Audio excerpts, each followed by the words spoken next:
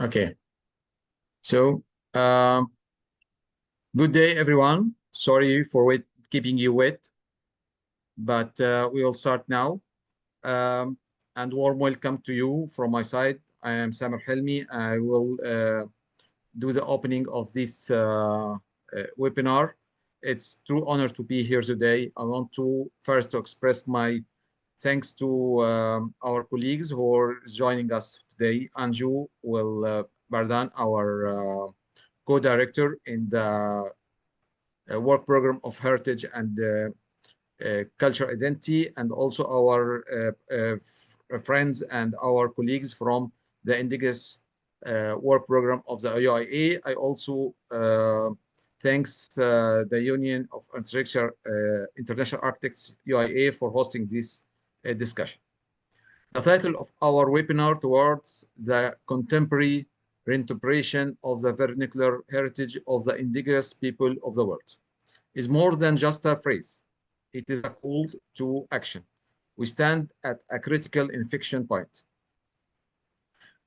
Our world is grappling with a dual crisis, a rapidly escalating climate emergency, and the homogenizing force of urbanization that risks erasing cultural identity and memory at an unprecedented scale. In this moment of global change, we are forced to look away from the generic and the imported and instead look inward. We must look to the vernacular. What is the vernacular? It's not a simply a quaint, old building style. It's a profound, embodied knowledge.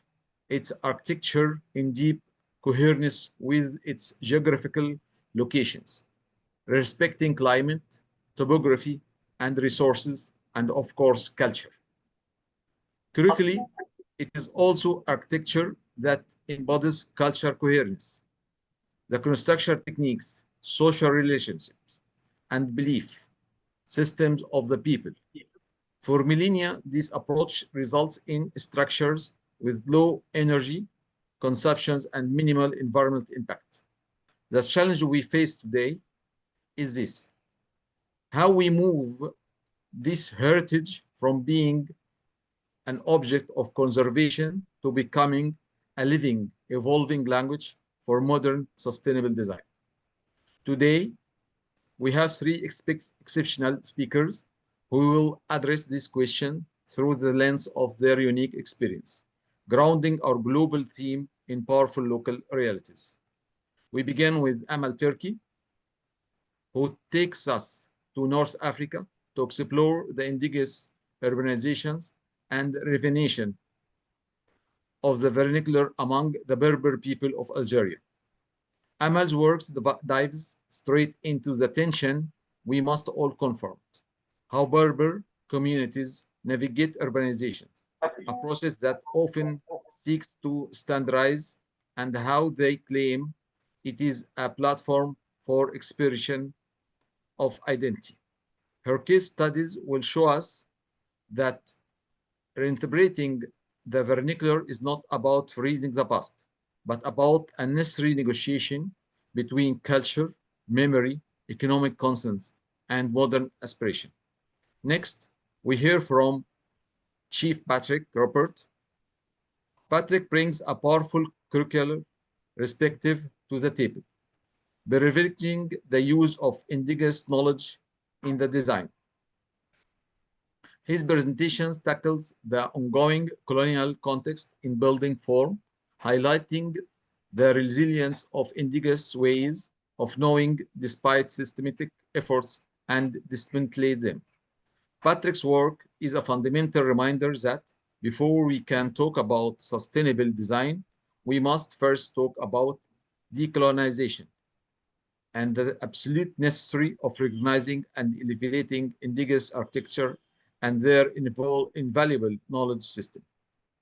Finally, Mokaledi Johnson will transport us to Lagos, Nigeria, to show us stunning example of transforming culture codes.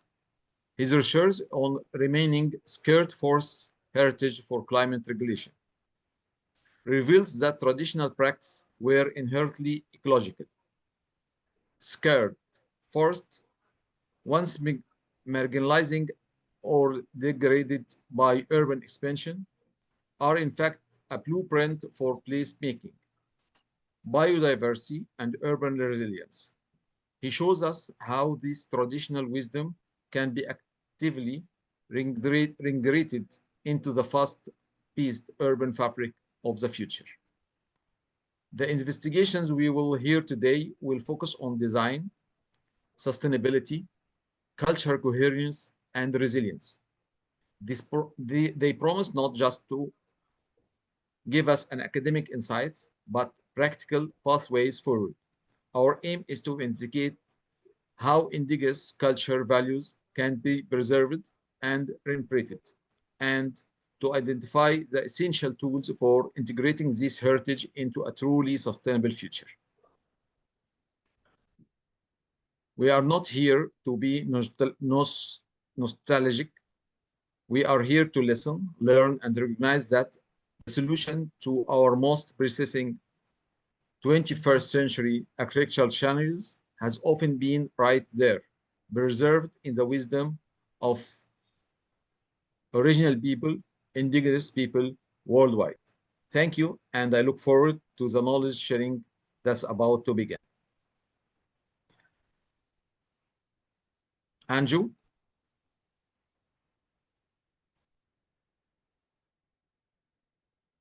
Microphone.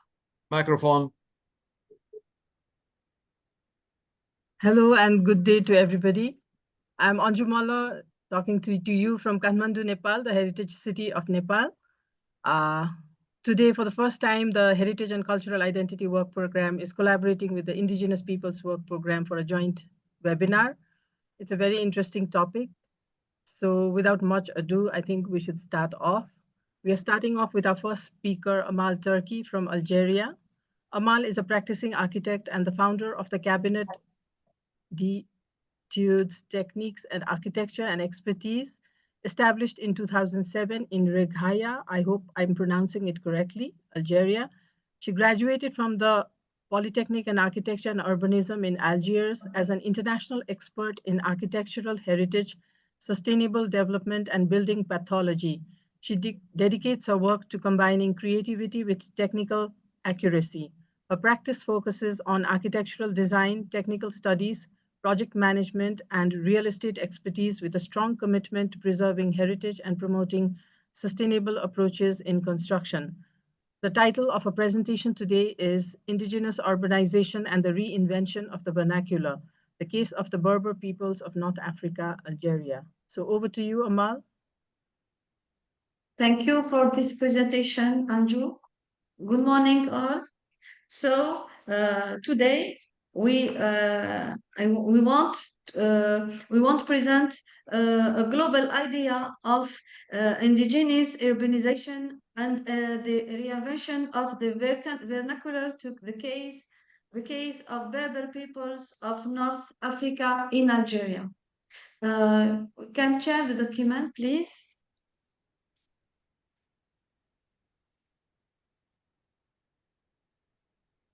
So,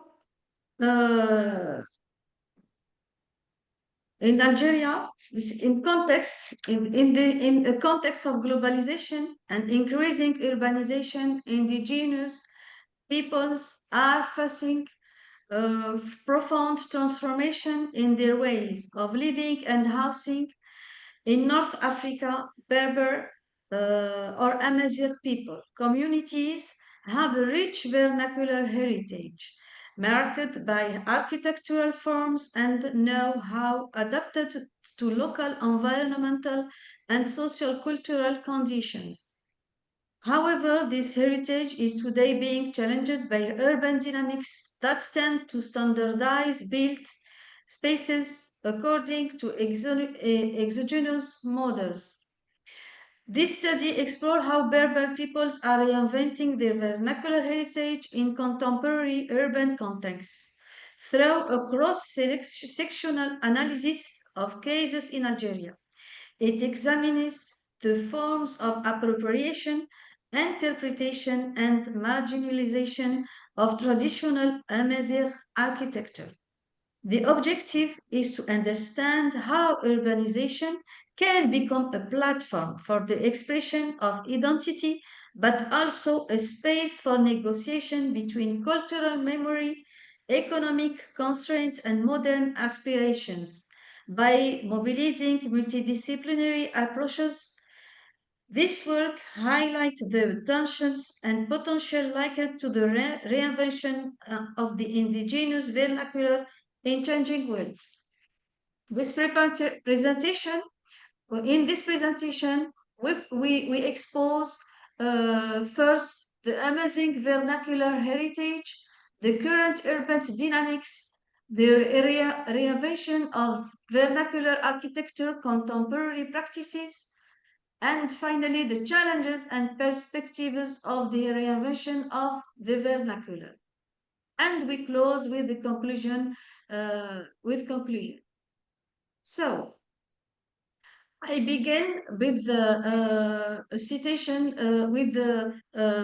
with one citation from Charles Moore's, because we must use the past to protect the future and use modernity to preserve the past. This so in this presentation we explore how the Berbers reinvent their heritage within contemporary urban environments.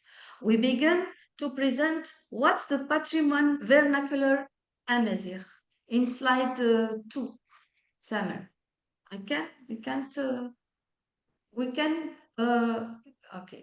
What's the territory inhabited by, what's the patrimoine, what's the heritage vernacular Amazigh? In Algeria, we have territory inhabited by people of varied cultural background. Algeria is located in the north of Africa, is vast and diverse country, not only because of its landscapes, but also through his history and culture. Since prehistoric times, this land has been inhabited by many peoples who have contributed to shaping in present identity. The Berber or Amazigh are the earliest known inhabitants of the country. Their language and traditions have survived throughout the century. They can be found in various regions such as Kabylie, the Oras, the Mzab, and the Hogar. Their craftsmanship, music, and traditional celebrations such as Yenair reflect their deep attachment to their roots. Over time, other civilizations settled in the area. The Phoenicians, who founded trading posts along the coasts, followed by the Romans, who left magnificent remains, such as those in Timgad and Jamila. So we can in third slide, please. So in territory, Amazigh vernacular heritage is characterized by a territory inhabited by people of varied cultural backgrounds. Algeria has always been a crossroads of civilizations, from the Berber or Amazigh to Phoenician, Romans, Arabs, Ottoman, and the French age group has left its mark on the country's identity. But the Amazigh people are the original inhabitants, and their traditions have survived for thousands of years. Their language, Tamazighs, and their customs continue to play a central role in Algeria culture today. What's the characteristic of traditional building? We have a diversity, a regional diversity. Amazigh architecture is a great example of adaptation to the traditional environment. Traditional houses are usually made from local materials, such as clay, stones, or palm woods, which help keep them cool in the desert and warm in the mountains. It's a picture number 1, like Kabylie dwelling. In Kabylie, houses are built on high sites with stones, walls, and tiled roofs. While in the Mzab, it's a picture number 2. While in the Mzab Valley has are cube-shaped and painted white to reflect the sunlight. In the Sahara, the architecture, like the Qusur, it's right pictures. That's, in the Sahara, the architecture is simple and functional, often centered around an inner courtyard to protect families from the heat and sun. These buildings are not just shelters, they reflect a deep connection between people, nature, and community. A second slide, the regional diversity. A second slide. So, we have three values, sigma, regional diversity. What makes the Amazigh heritage so unique? Its regional diversity. Each area, whether Kabylie, the Ores, the Mzab, or the Hogar, has its own tradition, dialects, music, clothing, and architecture. For example, characteristic of traditional building. So the traditional Algerian architecture is distinguished by the use of local materials such as raw earth, stone, and wood. These materials were invaluable on site and perfectly suited to the climate and landscape. We haven't pictures. No photos, Samar. I think we lost Summer. Is he there? Not photos?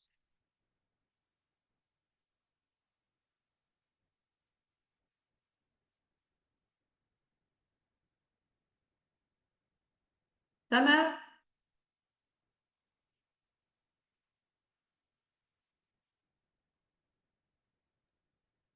Perhaps should just keep presenting. Yeah, could Amal. you try sharing from your side, Amal? And share presentation? Yeah, just share. Okay.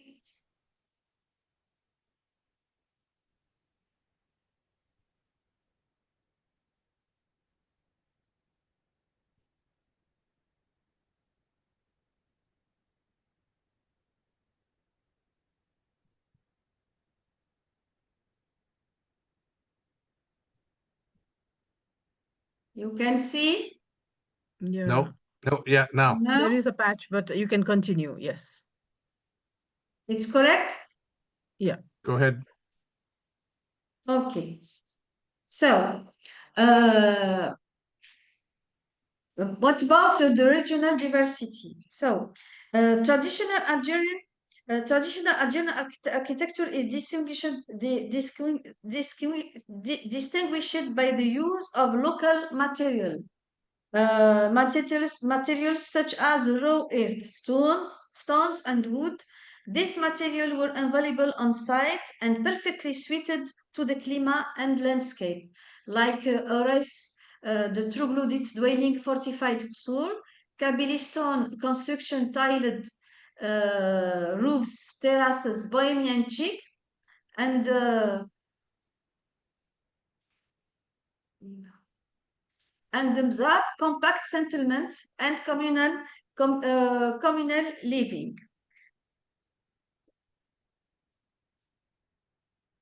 So it's in Kabylie, stones houses are built in terraces on the mountain slopes.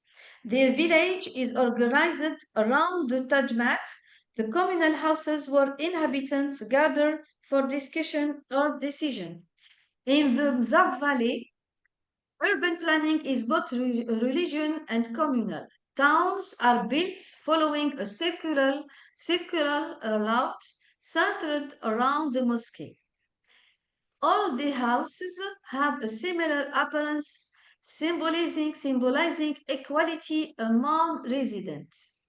The vernacular urbanism of the Mzab Valley is unique in how it integrates the different function of each building into a coherent whole that respects the social structure. The Qusur, like the troglodyte dwellings, the Qusur fortified villages adapt not only to the arid climate and the site's location, with the mosque often at the highest point, but also to the inhabitants' social condition and spiritual beliefs. The Pentapolis of Mzab has inspired many renowned architects, including Le Corbusier, Ricardo Bofill, François Pouillon, Frank Lloyd Wright, and André Ravero. André Ravero said about Mzab, the Mzab is prestigious without any intention of prestige. The latter summarizing the site's appeal with his famous quote. In the Ores Mountains, the Shawi people developed troglodytes and fortified dwellings carved into the rock or built on high ground to protect themselves from invaders and the arms climates.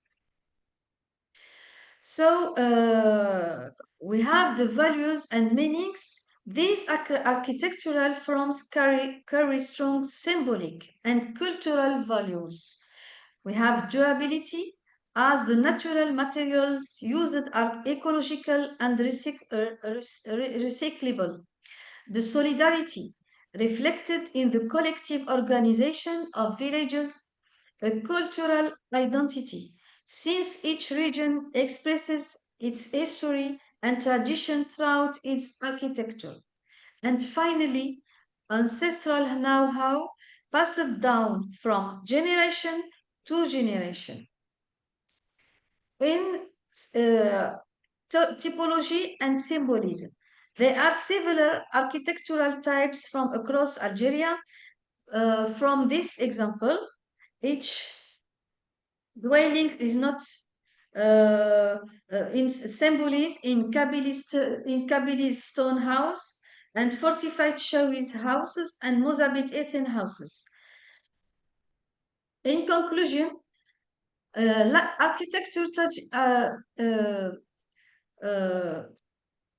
so what about current urban dynamics? Actually, the impact of modernization and native environment and cultures and globalization and urbanization produce homogenization effect. First, the impact of modernization of native environments and cultures has completely transformed the way cities and society evolve. On one hand, it has brought progress, better infrastructure, technology, education, and healthcare. But on the other hand, it has often come at a cost to traditional environment and local cultures. In Algeria, the growth of modern city has led to the destruction of traditional architecture, the abandonment of ancestral lifestyle, and even to loss of local languages and customs. For example, traditional houses made from natural materials are being replaced by concrete buildings that ignore local climate and identity. Modernization often means adopting a one-size-fits-all model that doesn't always respect the local environment. As a result, native communities sometimes lose their connection to nature, their sense of belonging, and even their cultural heritage. In example, important model standardization of building and an alienation of housing from identity. It's irregulated urban development and self-building. What about rapid urbanization and land pressures? Since independent, Algeria has experienced very rapid urban growth. Major cities like Algiers, Oran, Constantine, and Annaba have expanded significantly due to the rural exodus, population growth, and housing needs. This accelerated urbanization has led to strong pressure on land, meaning that available spaces for constructions has become scarce. As a result, cities have spread in an often uncontrolled way. Informal neighborhoods have multiplied, and it has become difficult to provide quality housing for everyone. So, exogenous models and the influence of global architecture trend. In this context, Algeria has often adopted architectural models imported from abroad, European modernism in 1970, followed by more globalized styles inspired by Western countries or the Gulf states. These models, something poorly adapted to the climate, lifestyle, and local traditions, have led to an architectural uniformity and the expenses of local know-how and Algerian urban identity. What about public planning policies between centralization and rigidity? Urban and territorial planning policies have long been characterized by strong centralization. Decisions are often made at the state level, based on technical or economic logic, with little consideration for local context or the real needs of residents. This has sometimes result in functional cities, but with little character spaces where inhabitants find it hard to identify themselves. In consequences, we have a loss of aesthetic and functional reference. This situation has caused a loss of both aesthetic and functional references. Cities have become fragmented spaces with little architectural coherence. A traditional forms of housing such as patio houses, narrow Medina Street, or the use of local materials are often undervalued or marginalized. A tension between modernity and cultural continuity. Today's Algeria faces a major tension how to reconcile the desire for modernity with the preservation of cultural and architectural identity. Some recent initiatives aim to rehabilitate heritage, promote local materials, and rethink urban projects based on the real needs of inhabitants. This shows that a modernity rooted in local culture is possible. Indigenous people must rethink their ways of living in order to preserve their culture while adapting to modernity. An example, a combination of concrete stones and woods and woods and woods and reinterpreting architectural features, including domes. Like example, the wet city. And so we must reinvention our vernacular architecture in contemporary practices, in hybridization and innovations, reinterpretation of courtyard and terraces, influence of traditional architecture and the new construction, and a participatory urban planning and community initiative. In this example, we have a contemporary architectural and artistic expression inspired by vernacular tradition. Its residence in Tamanrasset city. Tamanrasset, it's a city situated in the south of Algeria. And it's used for tourism for a tourism. It's a perfect example of a reinvention of vernacular architecture contemporary practices in Algeria. So, a reinterpretation of courtyard and terrace. In recent years, many Algerian architects have tried to combine traditional building methods with the modern techniques and materials. This hybrid approach creates constructions that are both modern and environmentally adapted. For example, in south of Algeria, architects are using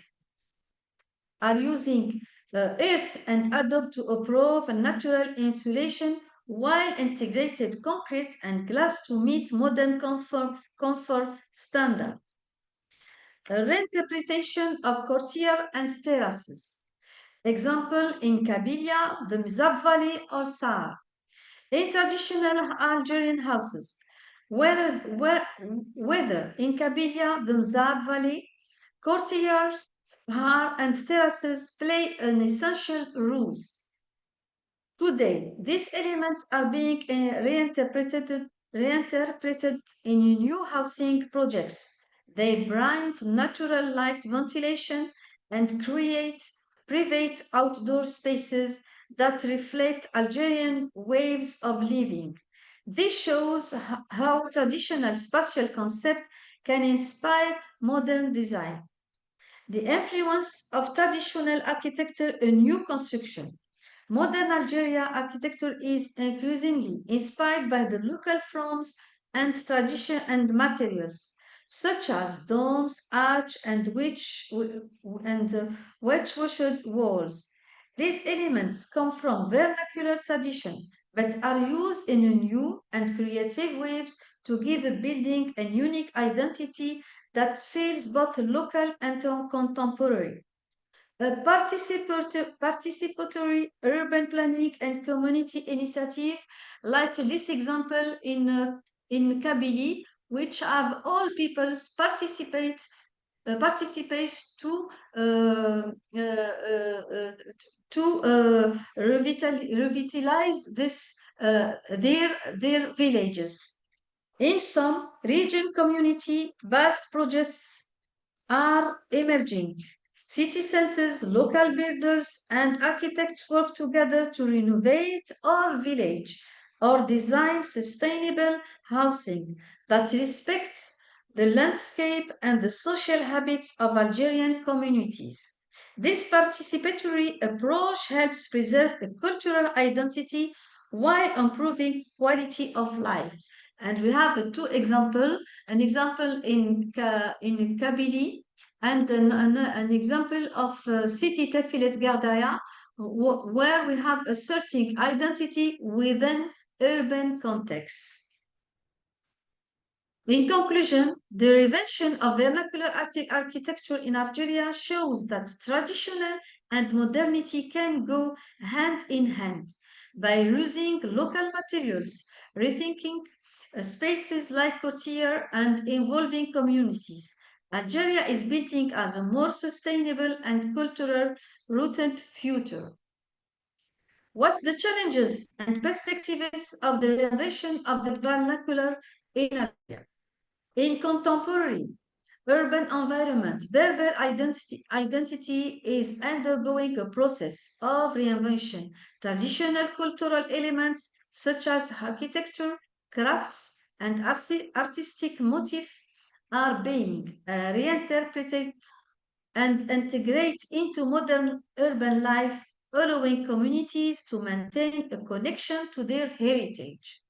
Young generation in this it's a city in the north of Algiers, where a young generation and the diaspora communities play a key role in these transformations. They act as bridges between tradition and modernity, introducing innovative practices while preserving ancestral knowledge. Their engagement answers that cultural identity remain dynamic and relevant in changing urban contexts. Finally, they are significant significant challenges related to cultural and environmental sustainability. Urbanization and modernization can threaten traditional ways of living, so finding ways to protect heritage, promote sustainable practices, and adapt to contemporary needs is essential for the long-term resilience Berber communities. And in conclusion, so we have actually, in conclusion, the Amazigh vernacular heritage, far from being a relic and the past of the past, is a reservoir of solutions for sustainable urban futures. Urbanization, when inclusive and respectful, can become a vehicle for identity renewal. The research opens the way for greater recognition of indigenous heritage as a valued resources for contemporary development. Like this, an example, we have a tourist residence, which it's inspired from a vernacular form. It's situated in the north of Algeria. And so we suggest, so towards sustainable, we can, donc urbanization, finally, urbanization can become a space for identity reinvention. Thank you. Okay. Thank you, Amal. That was You're a really welcome. interesting, very interesting area of vernacular You're heritage, welcome. colors and expressions. Thank you so much. You're welcome. Yes, I would like to request the audience to put up the questions in the Q&A section, and we will deal with it after all the presentations are done. So now our next speaker is Dr. Patrick Stewart. He is a hereditary chief of the Kilauea House of Daksan of the Nisga's Nation in what is now known as Canada. Patrick is celebrating 30 years operating his firm, Patrick R. Stewart Architect, registered in both BC and Northwest Territories in Canada. He is the current treasurer for the Royal Architectural Institute of Canada since 2022. He is also the co-director of the UIA Architects Indigenous Peoples Work Program. He is an adjunct professor at the McEwen School of Architecture at Laurentian University.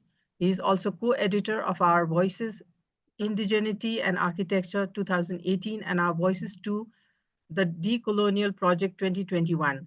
Patrick was an exhibiting architect with UNCDD at the Venice Architecture Biennale in 2018 and a co-curator of Not for Sale at the 2023 Venice Architecture Biennale. Now, the title of his presentation is Privileging the Use of Indigenous Knowledge in Design. So over to you, Patrick.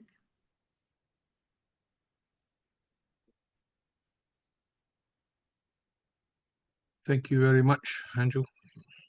Good morning, everybody. It is 6:45 in the morning here. Glad to be here.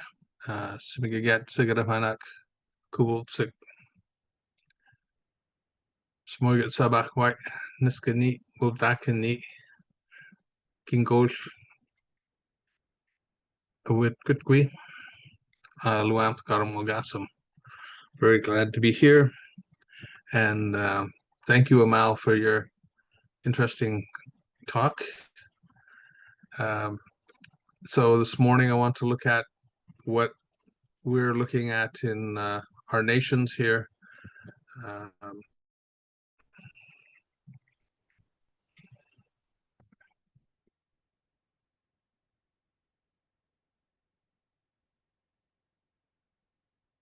This is just what I had said in Nisgat language that of our nation. I want to acknowledge the territory that I live and work on, territory of the Chilkoot peoples, which is about 2 hours east of what is now called Vancouver.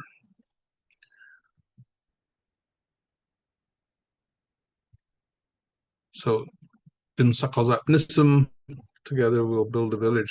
May our definition of an indigenous architecture be grounded in a holistic indigenous view of the planet that includes all conversations, wisdom without separation of thinking, feeling, and spirituality. An indigenous view of the planet as an indigenized worldview.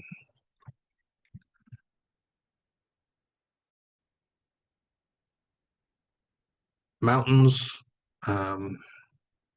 are personified here as spiritual and sacred and become important focal points in our architecture, in the work that we do. Traditional form of the nations. This is one of a building in the Stalo Nation, and the traditional form is a single slope longhouse.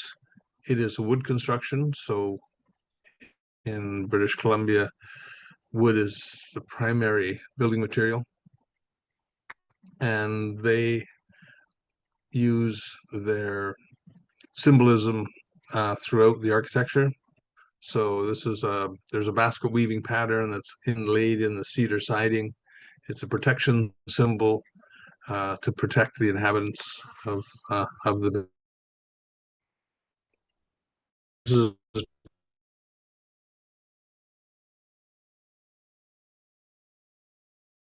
so this is a sacred site of the Stalo Nation, and the Stalo, they get songs from the stone. This is a story of three chiefs that angered the creator, that he turned them into stone because they refused to share their wisdom and their knowledge. They didn't share their words and their songs and their art. So he turned them to stone because they were being selfish. And the Stalo still get songs from this stone. Here's a traditional site. This is a youth canoe journey coming down the Fraser River, and they're coming to camp at this site of the 9,000-year-old village. So here you see a traditional form building in the center, and that's a summer type form, and the winter form is in the right. It's a pit house. That was the traditional dwelling. This is a National Historic Site in Canada. This is the Angosko-Volkdaken. This is up north near Alaska. This is my nation, and we want to look at what it means to be colonized. So Canada has a history of genocide. Displacement of Indigenous people has been occurring as long as Europeans have been roaming the world. So it happens not only just in this country, but around the globe. In this country, we had a land reserve system put in place. It still exists. It's still in place after 150 years. And traditional ways of life were not respected and were dismantled as much as possible. This is the village that my family has been living in. This is about 1878.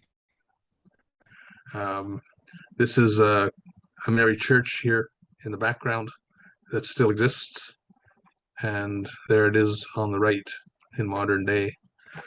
This is a community hall that I did 15 years ago, and it faces the ocean. Where the low tide mark is, the ocean comes right up to there. This is the interior of that hall, and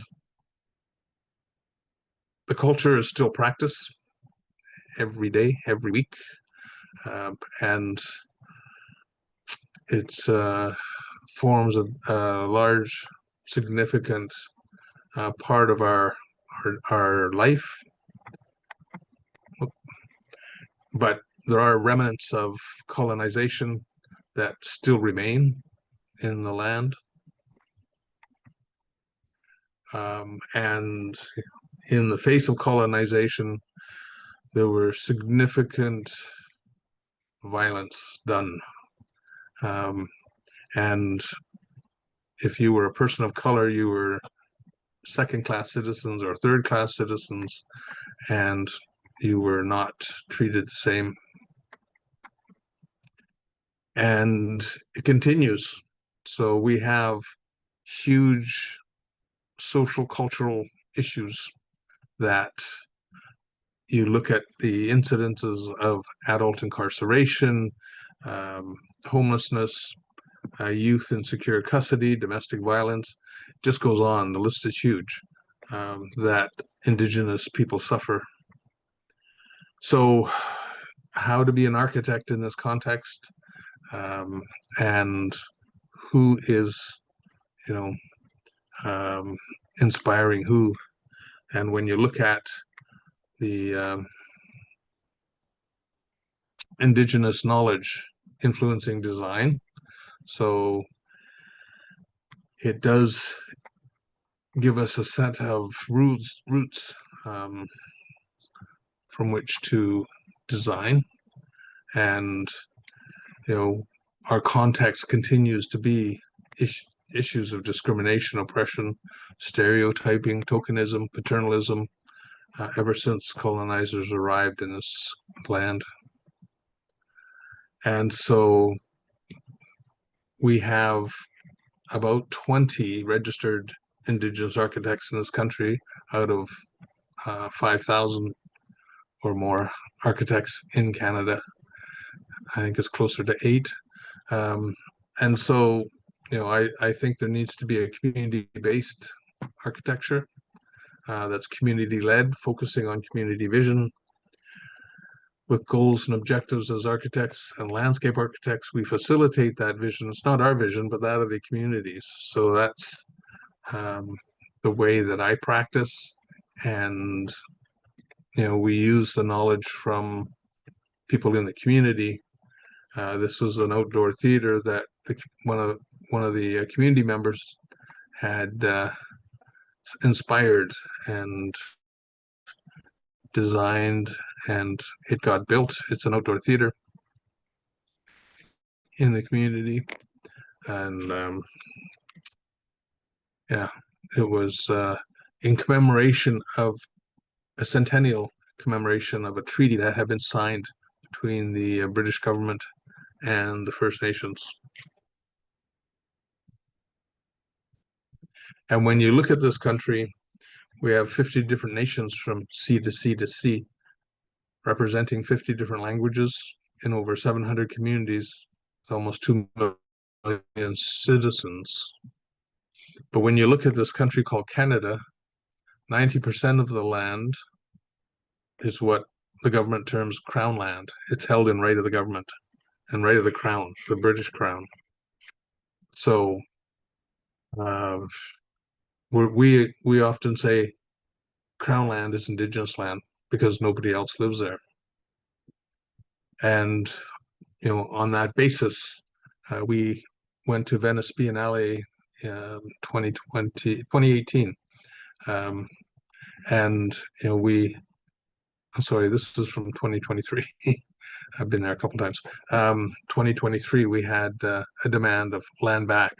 So we were saying all the crown land needs to come back and return to Indigenous nations. To decolonize Canada's housing systems, housing needs to reflect priorities of Indigenous people and needs to be developed for Indigenous by Indigenous. That's something that we stress and fight for. And this right is particularly referenced in Article 23 of UNDRIP, United Nations Declaration on the Rights of Indigenous Peoples, which state that Indigenous peoples have the right to determine and develop priorities and strategies for exercising their right to development. And the Canadian government is a signatory to UNDRIP.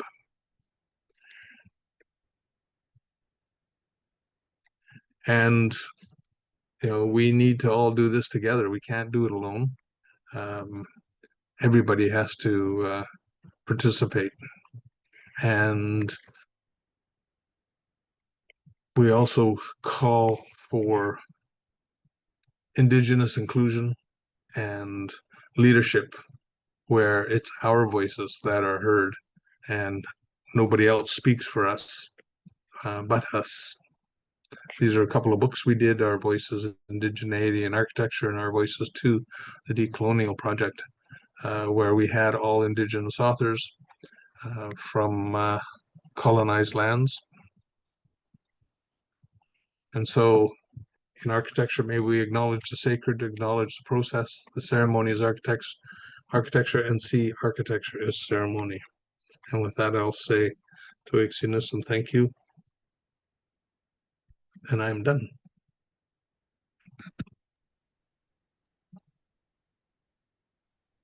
Okay, thank you, Patrick. That was so full of feeling. Really touched me to the core. Thank you so much. I really am thankful to UIA for providing us this platform where so many things can be shared. And we really appreciate the dedication that you're putting into getting your people in the forefront. So I hope there are a lot of questions to you too from the audience. So our final speaker is architect Mokolade Johnson. He is a senior lecturer and urbanist, serving as an editorial member of the Nigerian Institute of Architects Library and Publications Committee and as administrator of the Architecture and Urbanism Research Hub at the University of Lagos, where he is also sub-dean of the Faculty of Architecture. Former West Africa's coordinator for the 2023 UIA Great Green Wall Students Single Stage Idea Competition for the World Congress in Copenhagen, and was co-chair Commonwealth Association of Architects CAA Knowledge Sharing Partnership. Mokolade is the current initiative coordinator on the Decarbonizing the Built Environment Through Heritage at the Climate Heritage Network. His research explores the epistemics of architectural metaphor, climate heritage, and well-being urbanism. Among several conference attendance and journal publications, his recent contributions book chapters are in metaphorical practices in architecture. So over to you, Mokolade. Thank you, Anju. Thank you very much for that introduction. It's good to be here, and it's another opportunity to present. So I'll be sharing my slides right away and hope to be able to run through as quickly as I can.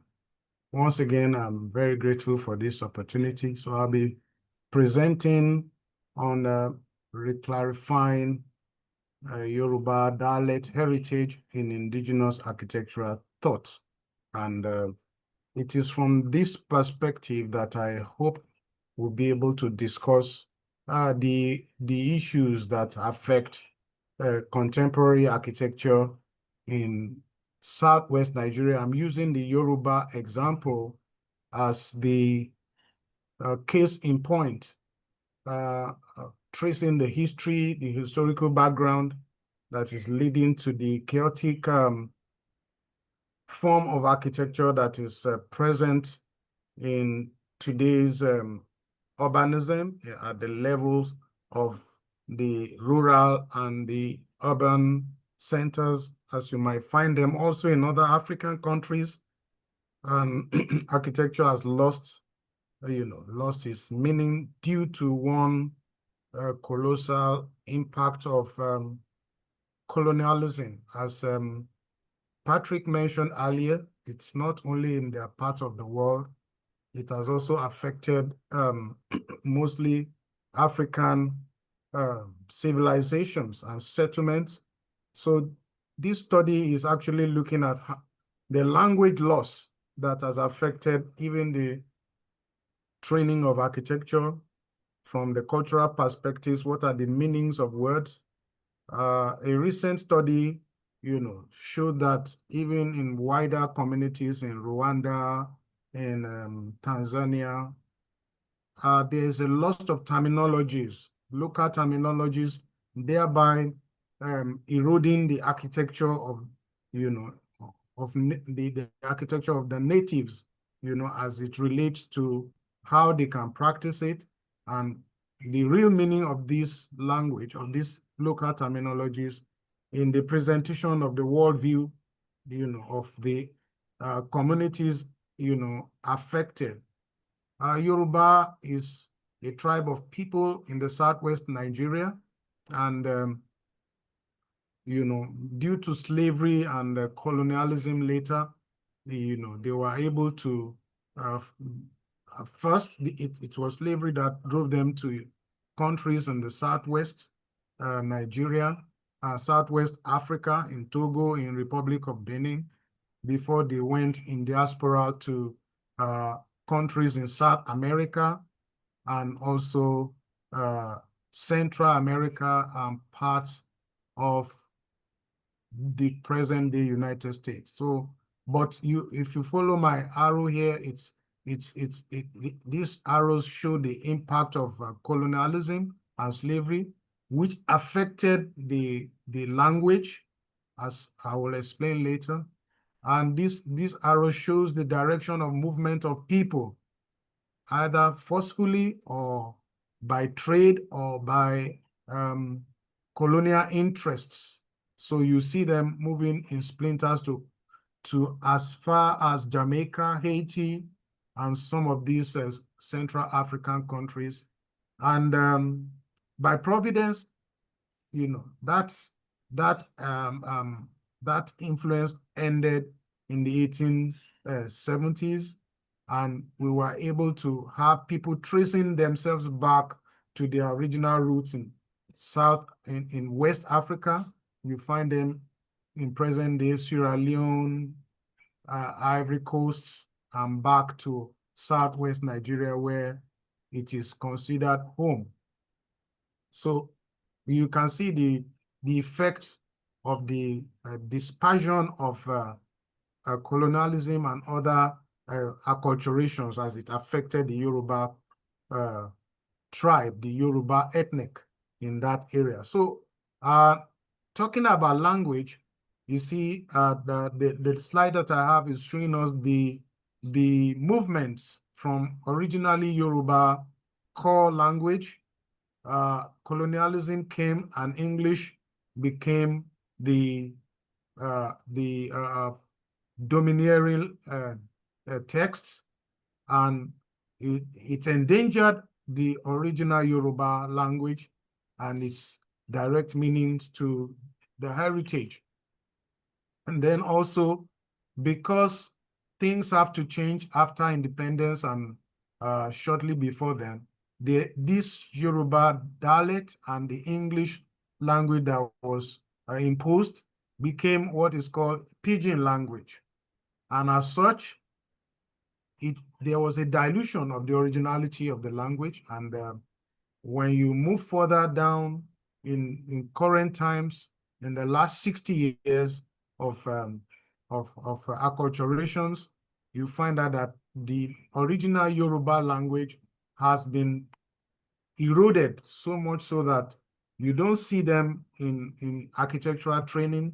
The intersection of language architecture is so thin that what you see mainly today is the overbearing influence of Euro-Western ideas on architecture, and it has indeed disturbed the architectural wisdom of the local people. So this study is on the attention on how can we re-examine the legacy of Yoruba indigenous architecture heritage? How can we amplify Yoruba language cluster and its intersection with traditional architectural wisdom? And how can this, be mainstream into modern design paradigms?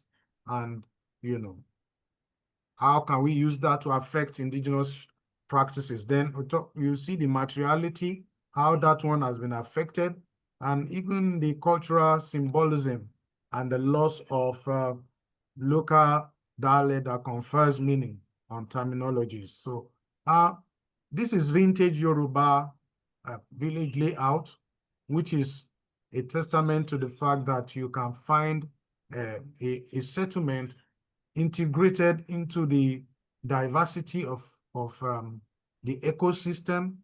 There is an integration of the agro business, agro life into the settlements. In the core here, you have the Oba's Palace, where, you know, according to their demographics, according to the political layout, this is the center of town, where you have the markets that supports the political hierarchy here. And these are segments of society that surrounds the Oba's Palace as the core of the town or village. And you now have the agrarian communal lands with town gates all surrounding. The further you move away from the core, the more you go into the farmlands, which is for livelihood and maintenance of you know, low carbon cultures. And this planning model has been largely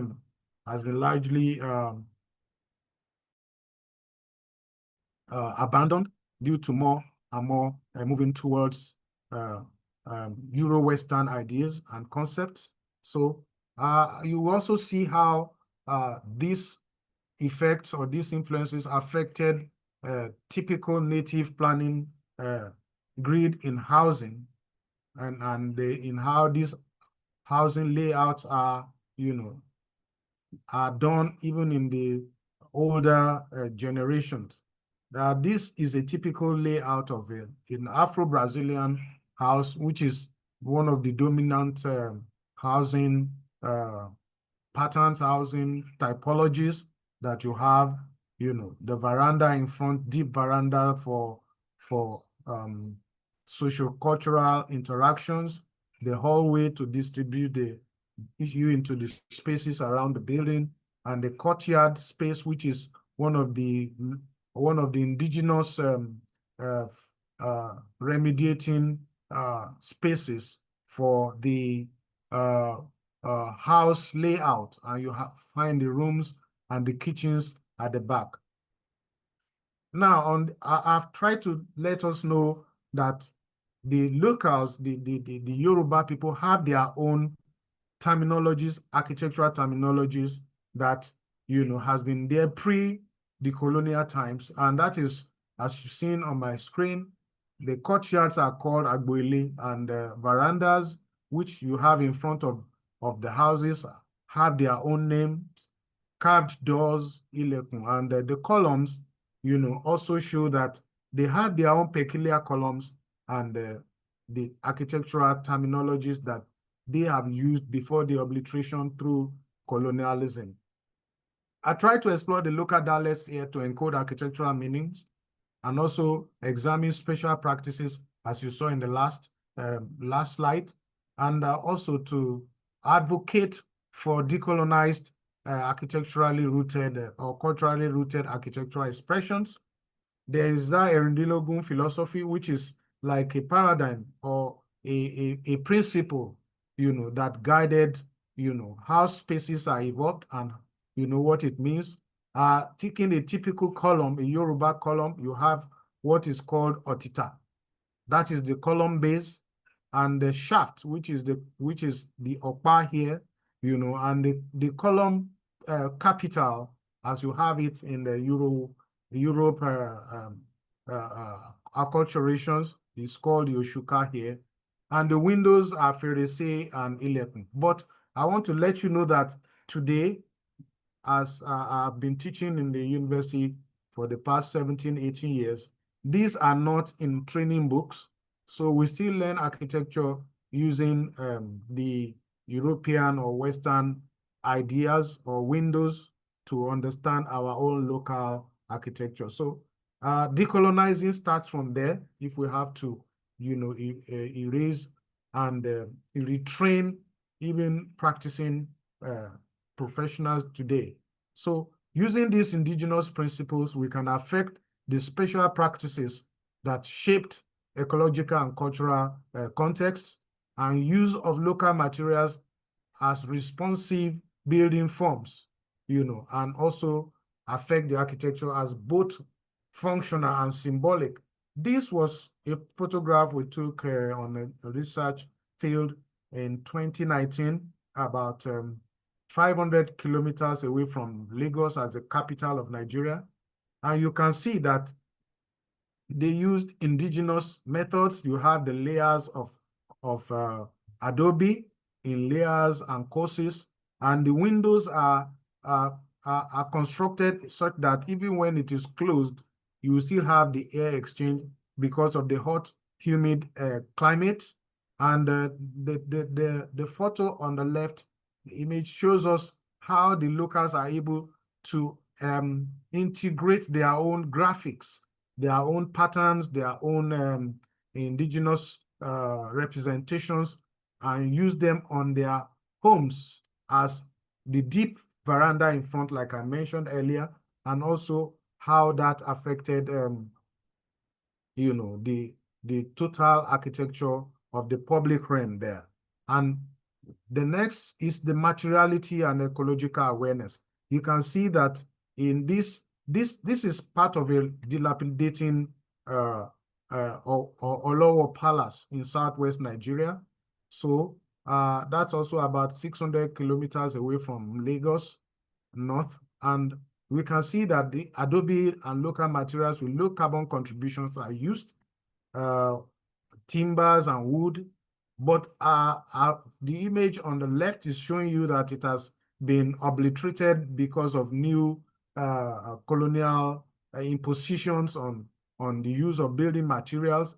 And you can see that at the end of the day, the cultural characteristics of the architecture is lost. These are also the use of materials, that are tied to the vocations that sustain architecture, at the local level, at the pre-colonial level. You see the causes of adobe here.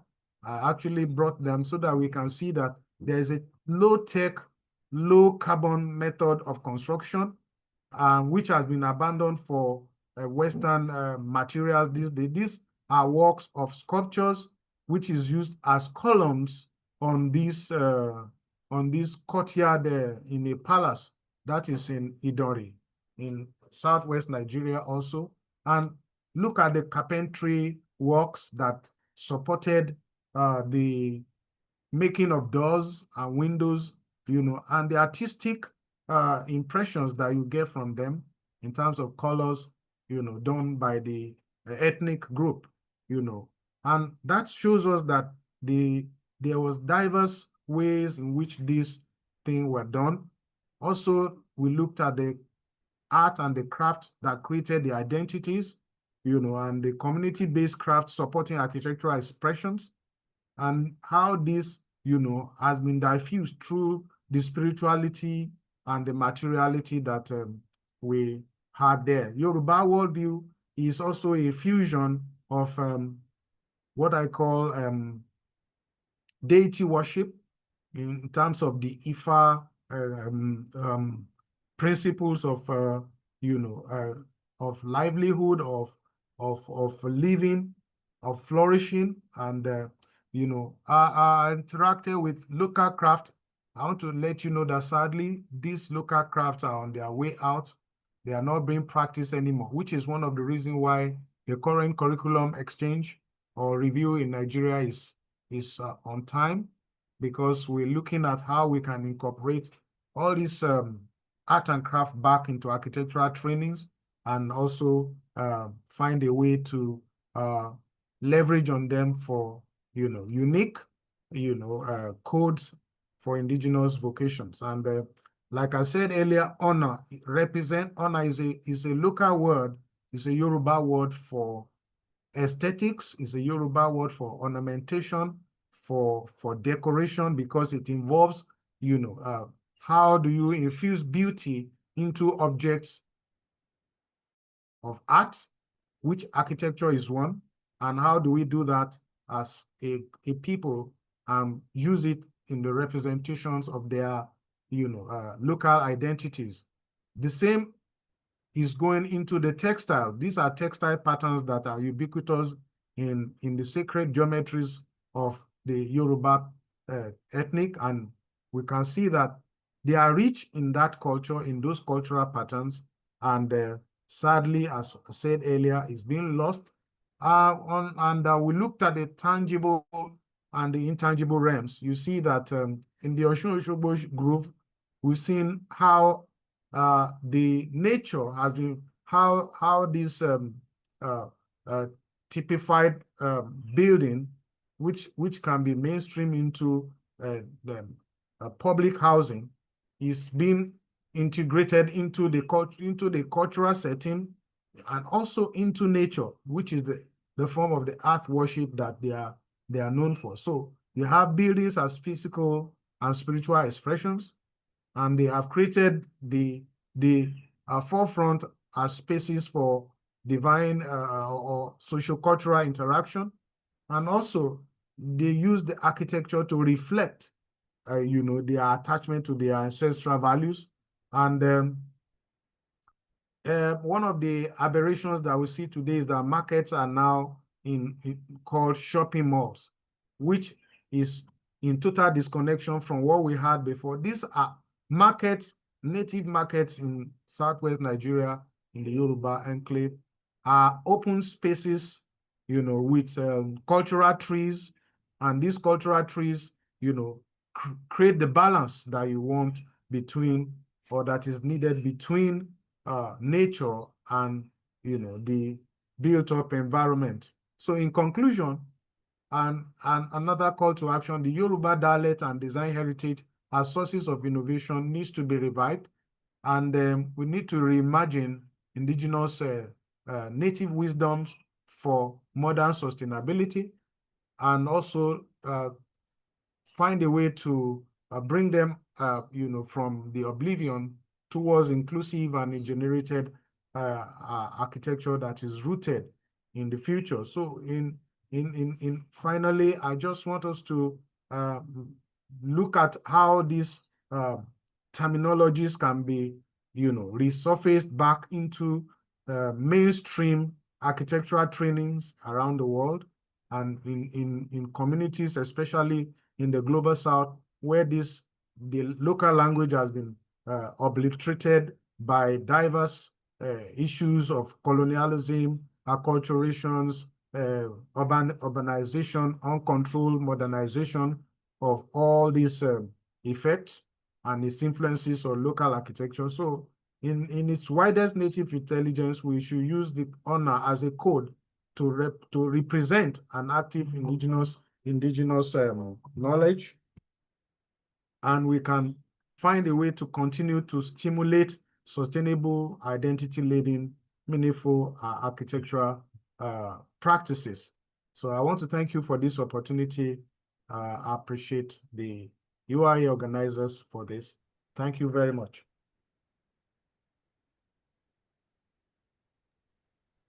Thank you, Thank you, Mokolade. That was a very interesting presentation, and it is so easy for me to relate to all the issues that you've put forth to what is happening in South Asia as well. Yeah. So we all have to go forth with a very united voice and make things right in the future. So thank you very much for your presentation. Thank you. So we go to the questions now. Quite a few questions are there in the Q&A section. So the first question is, how do you reconcile the need for cultural continuity and preservation of vernacular identity with the demands of contemporary living, for example, modern infrastructure services and economic constraints in your specific context? So any of you can take the question, please.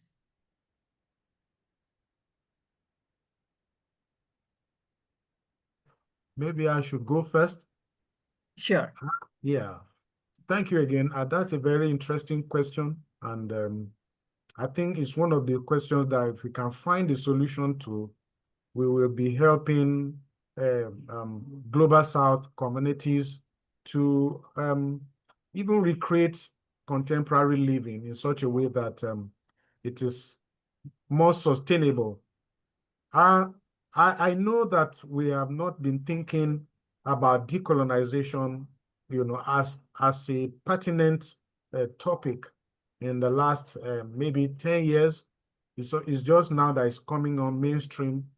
I'll say that if we look back into culture and how culture sustained itself and its environment in the last maybe 100 years or pre-colonial incursion, we will see a lot of native knowledge that can be reworked into contemporary living.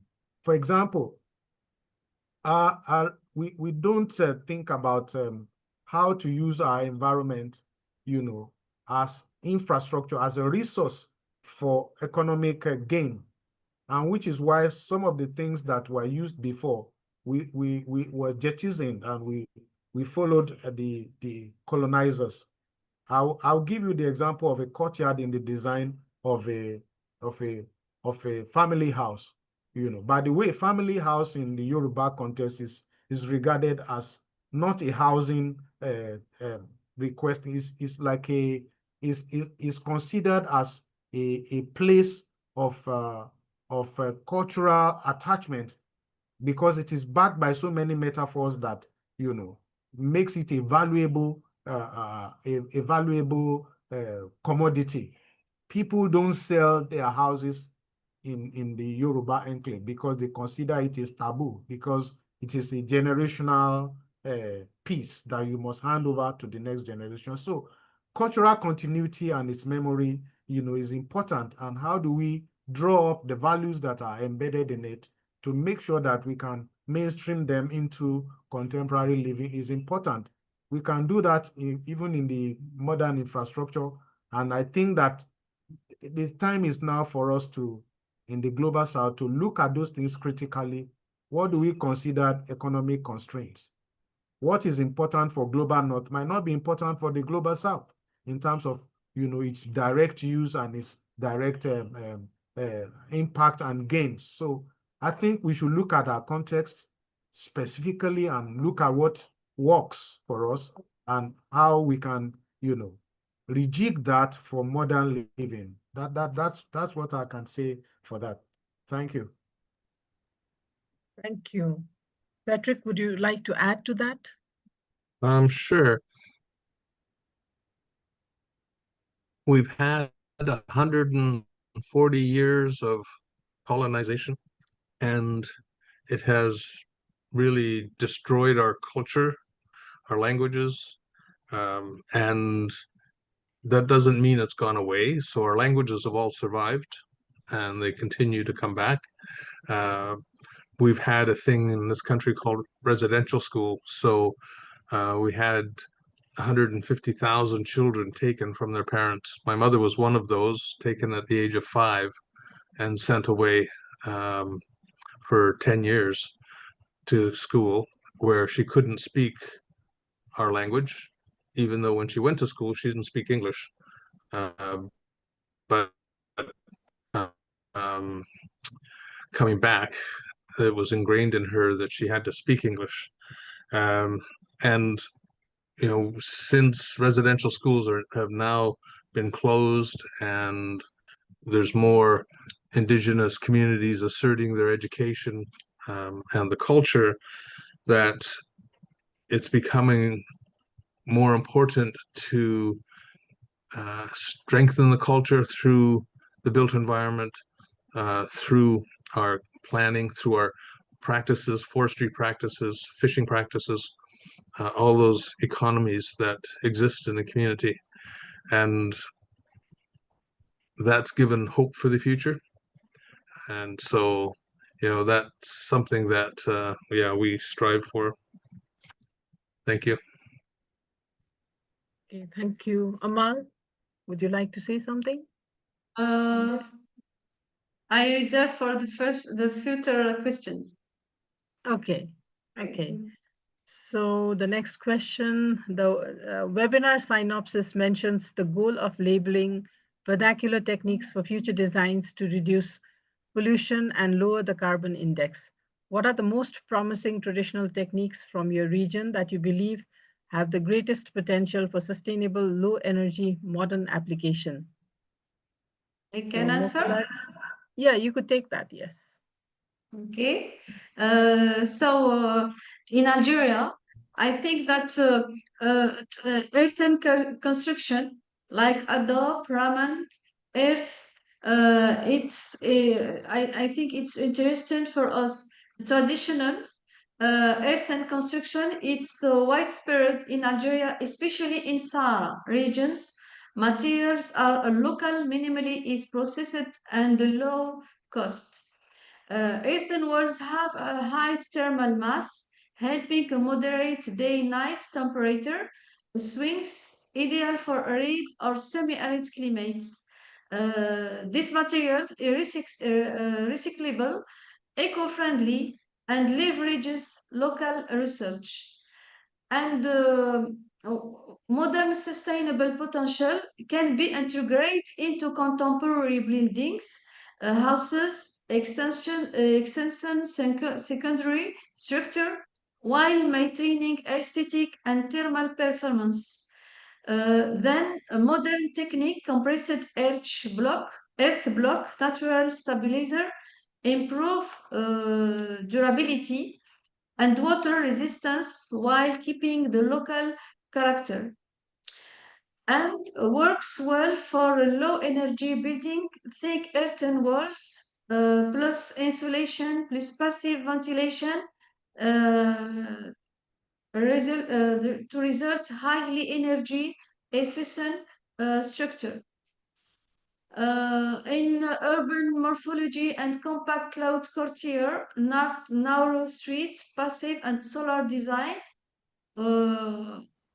we can, an example in the Casbah of Algiers, exemplify bioclimatic urban design, compact from small opening shaded courtiers, and thinks walls help maintain comfort. Narrow streets provide natural shading, while courtier ventilation reduces summer overheating. And about modern sustainable potential, these principles can guide new neighborhoods and housing development, proports orientation, compact layouts, courtyards, and passive ventilation. We can be combined with modern insulation, high performance glazing, and controlled ventilation for sustainable building. We use of local materials and artisanal techniques like stone, palm woods, and plant fibers. It's interesting from traditional Algerian architecture extensively use stone and palm woods and plant fibers optimized for local conditions. Roofs often combine layers of plants or earth-based materials, providing thermal insulation and humidity control. And local sourcing reduces transport energy and promote local economies. And in conclusion, if I had to pick the most promising technique, I would be earthen construction.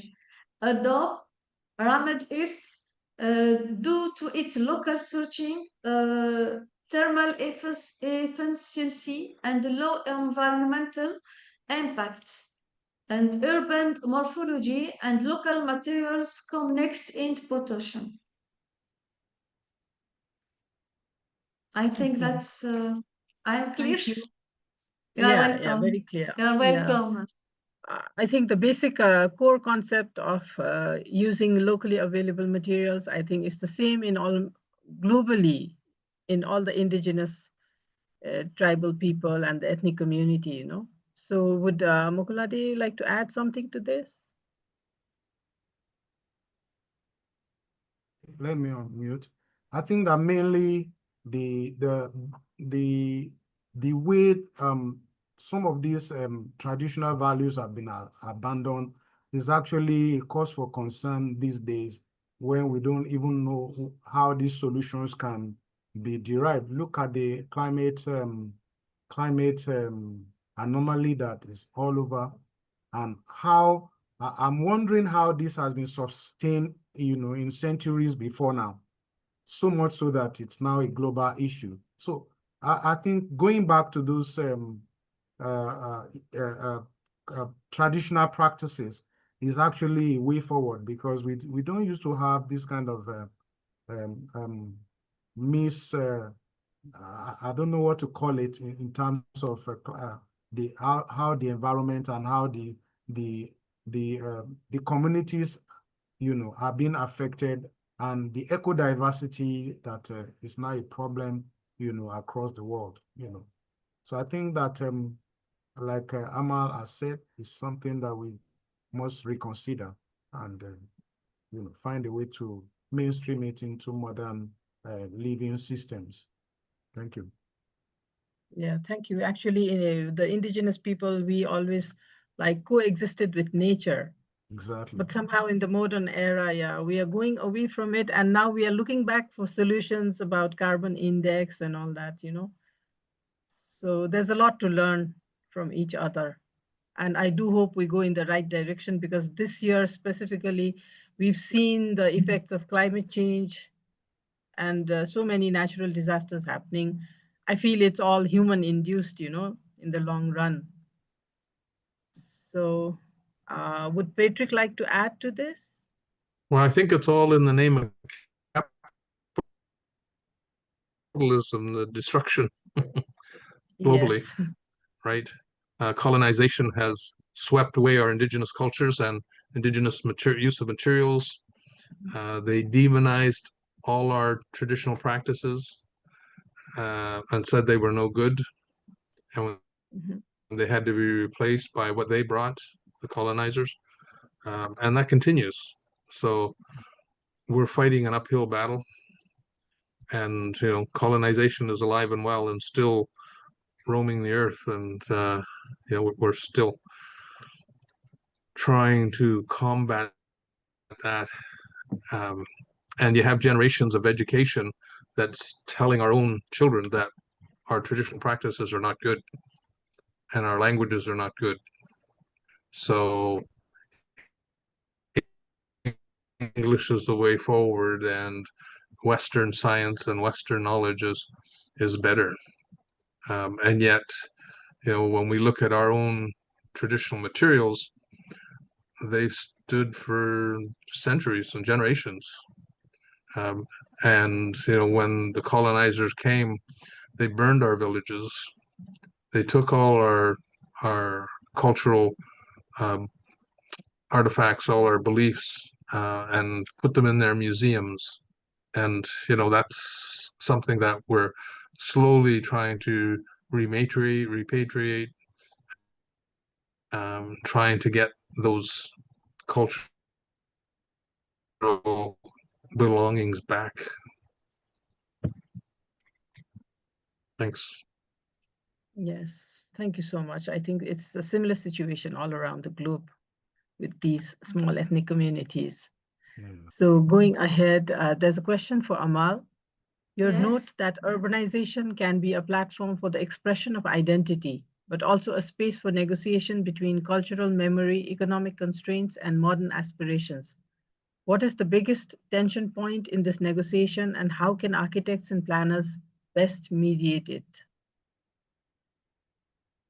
It depends the situation of any country. For example, in Algeria, after independence, we was in economic crisis. So the objective is principal objective is to address the massive housing shortage after independence. So in this period, the construction of large housing complexes, public housing projects, Soviet no, some. So it's when the architect can be the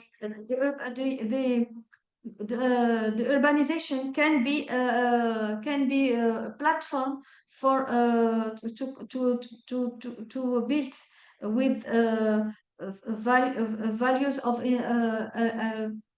cultural value or heritage when we have a participation of people. An architect cannot be alone impose this characteristic.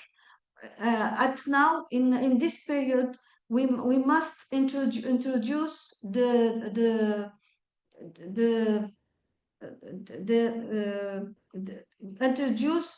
people to build in any architecture can present a lot of values of heritage. So we must participate peoples in any planification or any programmation urbanistic architecture.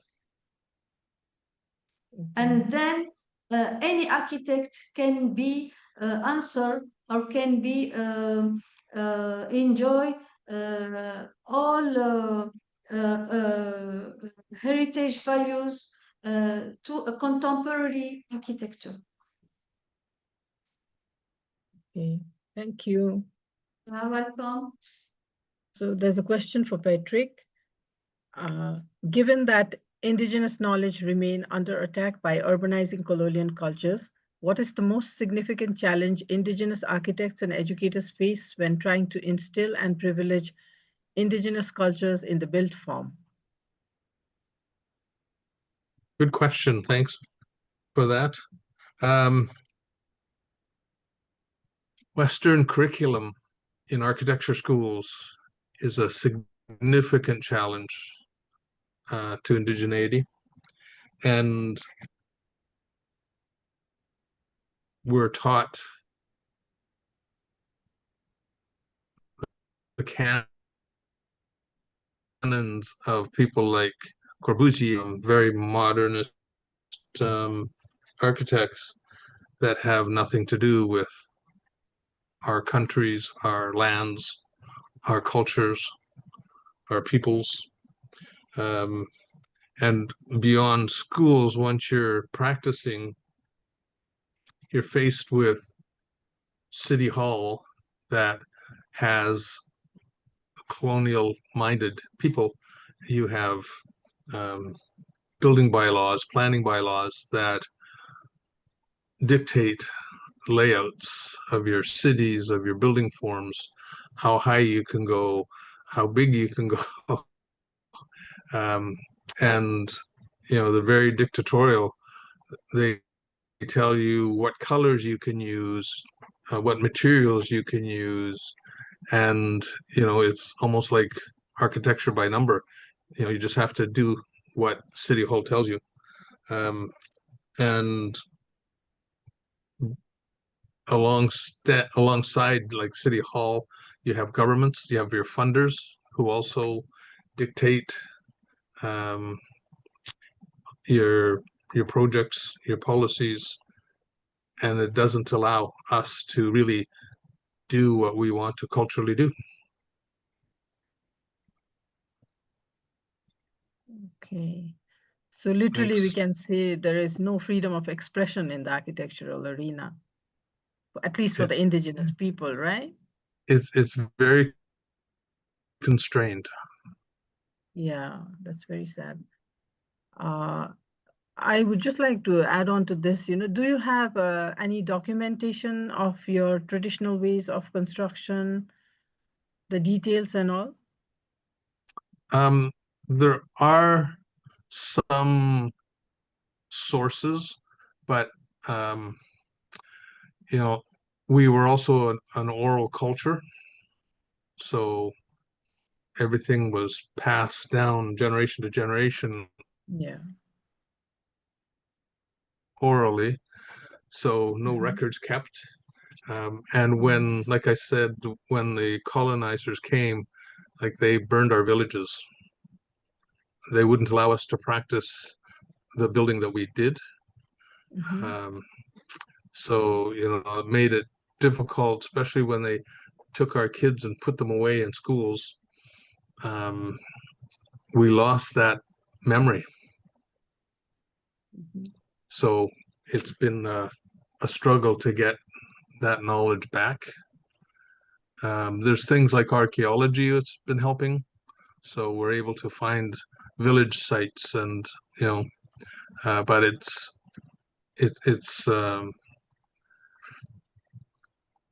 like a forensic architecture, having to trying to figure out what was done in the past. I mean, we have some pretty good knowledge, but it's not like buildings remained for hundreds of years. Didn't happen. But the traditional system of construction, that knowledge is still intact, right, in your community? It's still around. It's still around, and from east to west in this country, they're different. Practices are different. Yeah. Because maybe the context is different, the materials are different, and the craft is different. Yes. Totally. On the West Coast, we had the forests, we had cedar, so we had plank construction, we had, walls and ceilings, whereas in the prairies, they didn't have the forests, so they didn't have the wood construction like we did. And they were more nomadic as well. So, yeah.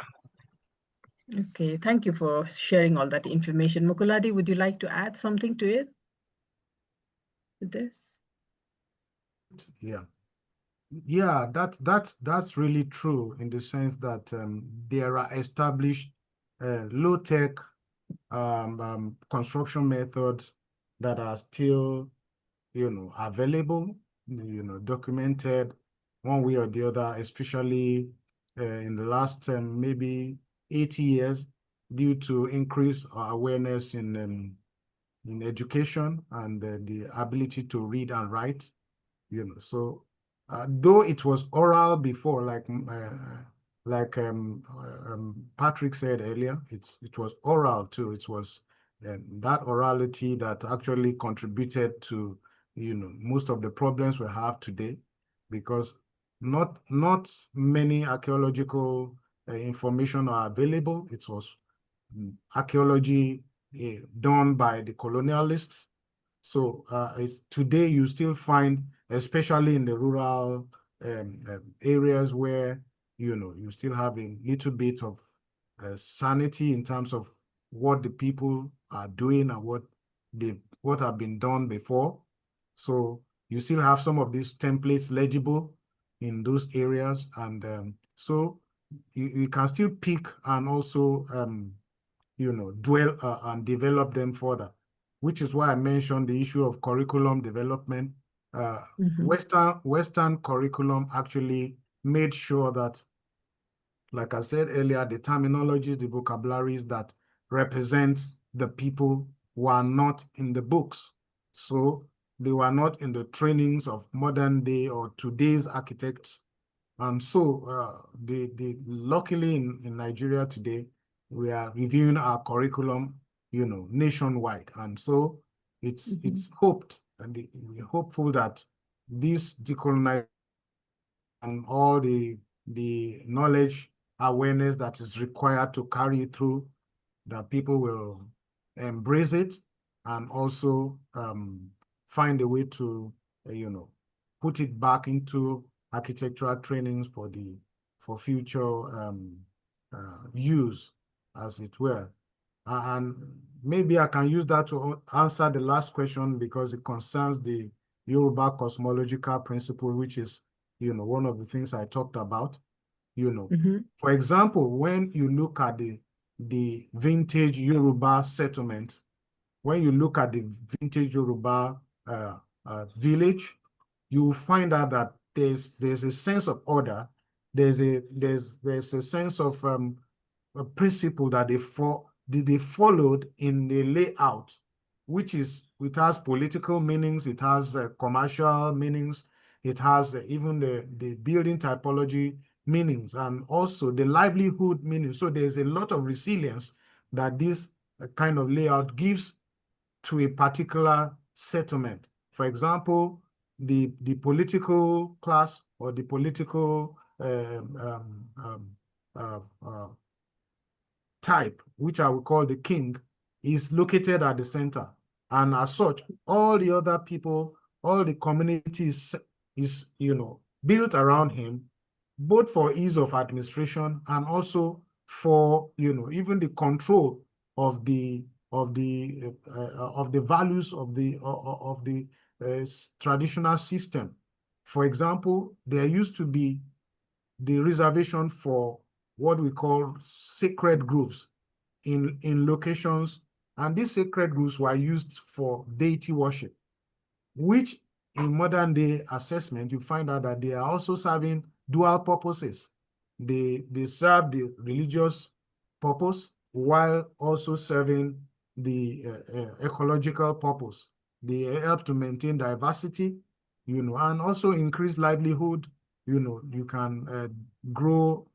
Don't forget that these societies were also agrarian societies, and so practicing all these cultural codes makes it easier for a balance between development, human living, and even the environment. And so there's a connection between the three, so that these sacred forests offer more than we see advantages. And it has been one of the mainstay that help these societies to actually live in a balanced ecosystem, and provide resilience, and also the kind of life that is good for their well-being. So I think that that should be revived again, one way or the other, whether through the trainings and also encouraging government through indigenous policy making. Like I said in Addis Ababa the last time, climate heritage or climate weeks. You cannot use the policy in Europe to govern Africa in terms of climate understanding. You need to look at what the people are doing in the indigenous communities and see how that can be expanded and used for global good, so that it's not just created a policy in Boston and it must work in Lagos. So those are the things that I think we should look at maybe going forward. Yes. Thank you. Thank you so much. I think we all agree on that point. I come from Nepal. My country, thankfully, was never colonized, but still, the influx of modern materials, the Western culture is really taking us also away from our traditional way of building and our vernacular knowledge. We call it vernacular wisdom. People talk about sustainability. They started counting carbons, but if you really look at the way the indigenous people used to build, we never had to think of these terminologies because we coexisted with nature. We never harmed nature. So let's hope things go for a better turn in the future. So with this, I think we are almost out of time as well. So I would like to ask Summer to make his conclusive remarks, please. Summer. Okay, thank you, Anju. Wow, it was a very incredible, rich and grounding conversation. Thank you again, especially for our speakers, Amal, Patrick, and Muklade. We have taken us from North Africa to Canada and Nigeria, providing the lessons that vernacular are universal. We can slide their collective wisdom that is in three main roads. That's reinterpretation is negotiation, not restoration. Amal showed us that the vernacular is a dynamic platform for identity. It's not about freezing the past, but about activity negotiating between culture, memory, new materials, and modern economic needs. We must support this. And then Patrick shows us that design demands decolonization. He delivered the essential message that we cannot achieve sustainability without first achieving equity. To privilege indigenous knowledge means fighting the representation gap and ensuring that the architects, researchers, and builders of the futures come from the communities whose wisdom we seek to emulate. Then Mukaladi talked to us about culture codes and climate solutions. He provides that traditional culture codes like the Europa scarred forests are at their heart sophisticated ecological and climatic systems. He also talked that the imported regulations that came from West or other countries is not for guaranteed to be made for the local countries, because local people, because it's the climate change and the sensitivity of these communities is different. We found it powerful, and the building of the culture is low energy alternative for urban resilience. The responsibility is make us for us. Now we move behind acknowledgement and into implementation. We must formalize and invest in the research needed to integrate these based techniques, from traditional cooling methods to resources efficient materials, to help lower the global carbon index of the built environment. The vernacular has answered the questions posed at the start of our webinar. Its impact is fundamental to sustainability. Its tools are empowerment and negotiation, and they can be the key to its adoption in ensuring indigenous voices are believed in the entire design process. The vernacular is not just an old story, it's a radical path forward. It's the profound wisdom the future desperately needs. Let us carry this mandate forever. And thank you again. And I'll hand the floor to our co-director, Qasim Omar, to do the closing of this webinar. Qasim. Thank you, Samir. Thank you, speakers, and my co-director, Anju. As we conclude this enlightening webinar, jointly hosted by the Heritage and Cultural Identity Work Program and the Indigenous Peoples, we are reminded that vernacular is not merely a relic of the past, but a living repository of wisdom, resilience, and identity. The reflections shared here today demonstrate how indigenous knowledge continues to offer viable, sustainable, and culturally grounded solutions for a rapidly urbanizing world.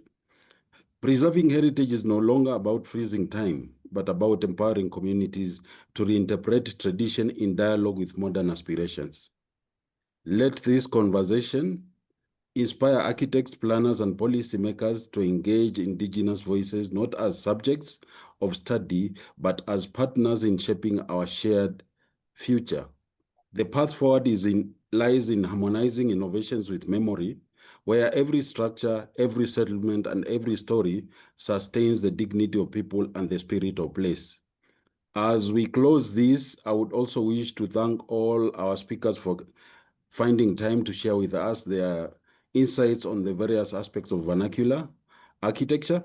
I would also wish to thank my fellow members in the Heritage and Cultural Identity Work Program, and also the members of the Indigenous Peoples Work Program through the Director Patrick Reed, plus also to thank the UIA Secretariat for arranging this webinar. And I would wish at this juncture to close this webinar, hoping to see you next in our series of webinars, which will be coming in the course of time as we try to implement our mandate in the various work programs. Thank you. Thank you, everyone. Thank you. Thank you. Bye. Thank you. Bye-bye, Thank you. everyone. Bye-bye. Bye. Bye. Thanks, everybody. Bye. Bye-bye. Bye.